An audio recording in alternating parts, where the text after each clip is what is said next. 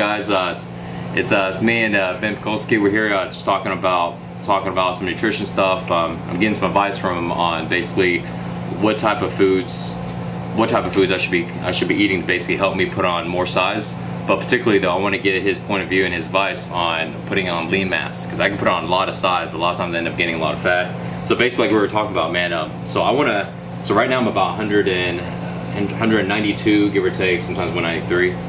I want to get up to about 200 pounds and put on roughly about 5 to about 7 pounds of muscle. And as you know, I'm making videos all the time, so I still gotta stay lean. That was kind of like the challenge I was talking about. Is I haven't really found a way to be able to put on a lot of size without like losing my abs for a little while.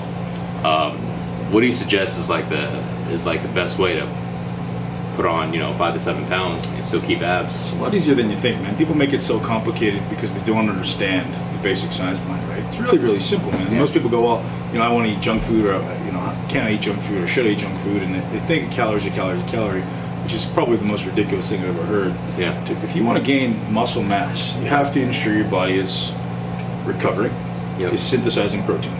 Ultimately, right? You need to make sure you're always building up protein. You're always anabolic and not breaking down protein, catabolic.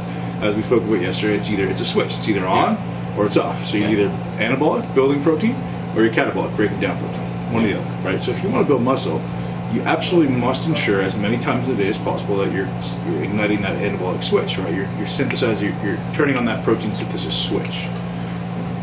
So what we spoke about yesterday, you need to take it, and people go, well, how do I do that? Is it complicated? Do I need carbs to do that? No, you don't need carbs to do that. Carbs are not going to help you build muscle. Carbs do not build muscle. I don't care what anybody says, anybody thinks, carbs will never help you build muscle. The only way to build muscle is with protein. Carbs can help fuel workouts. Carbs can help you prevent protein breakdown, but carbs will never build muscle, ever. So, protein, protein, protein. Taking enough protein. You don't need massive amounts of protein at once. You need enough protein frequently to stimulate protein synthesis.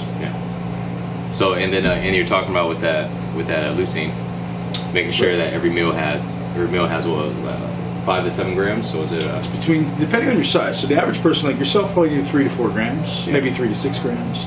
For myself, I'm up around 9 grams per meal suggested. Is there like a certain type of metric for body weight, or what do you think?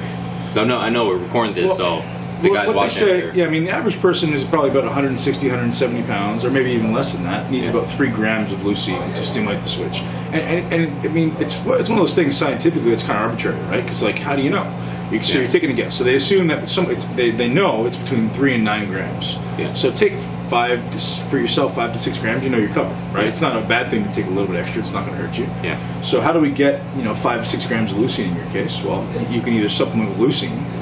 Great. You can supplement with branched chain amino acids, or you have to take in the right type of protein that has a certain amount of leucine. So the best sources of leucine are going to just be meat. Eggs are great, whey protein. The big mistake people make, and I've done this myself, is taking in vegetarian proteins. You have pea protein, hemp protein, rice proteins. They do not have, or even soy protein. It's terrible for you. They don't have enough leucine. So people are taking in 40, 50 grams of leucine or of protein, like, oh, that's what I'm going to take. I just had to switch to vegetarian protein. Awesome, but it's doing absolutely nothing to build muscle because it doesn't have the substantial amount of leucine. So either you supplement with leucine in addition to your protein powder, or add some BCAAs to it to make sure you get a leucine switch, because you do need the substrate protein there. You need the substrate amino acids, which is essentially just like a pool of aminos in your blood that must be there to ignite that switch on top of the leucine. So I guess for vegetarians, if they're eating all the different types of vegetarian protein sources, they can supplement BCAAs or just straight up leucine. Straight up leucine. But you have to make sure you have enough substrate in your system. Protein. Substrate just means like protein or amino acids floating around your blood. And so for normal guys like us that just eat regular meat, there's no really particular type of meat that's really good, because they all have different amounts of leucine. So it's been shown that egg whites or eggs and whey protein have a higher amount of leucine, so you need less to get the actual switch. But other than that, like fish, chicken, lamb, beef, whatever it may be, all has about the same. They all said to have about 9% leucine, somewhere between 8 and 9%. So I mean, eating a massive amount of protein isn't going to ignite the switch twice. It's all just on or off.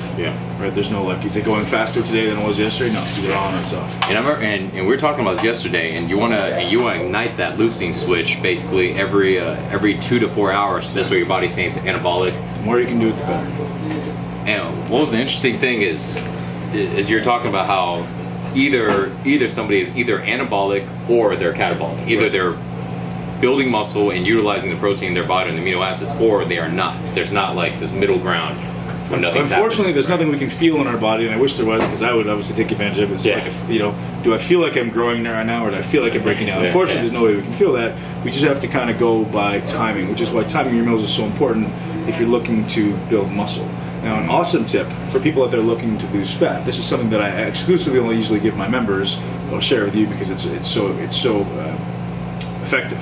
Yeah. So if I want to lose fat, ultimately I want my calories to be lower. Right? So if I'm going to eat meals every 2 to 3 hours, my calories are going to be pretty high because I need to take in a substantial amount of calories. But what I suggest for people to do, especially my females or my people that want to lose a little bit of body fat, instead of eating every 2 to 3 hours, you eat every 4 hours. Yeah. So in between meals, you take in some branched chain amino acids. So you're getting that leucine switch every 2 hours. So ultimately, but your calories for the day are lower, but you're still going to be maintaining all your muscle mass. Does that make sense? So if I eat every 3 hours, I may get 6 meals in the day. So I may have 2,500 calories. Whereas if I eat every 4 hours, I may get 5 meals in the day. So I'm getting less overall calories, but I get the leucine switch more often.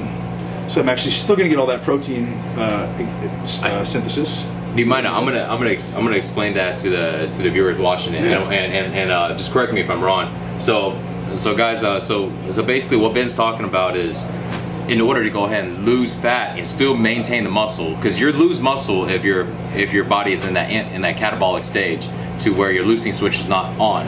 So in order to lose fat,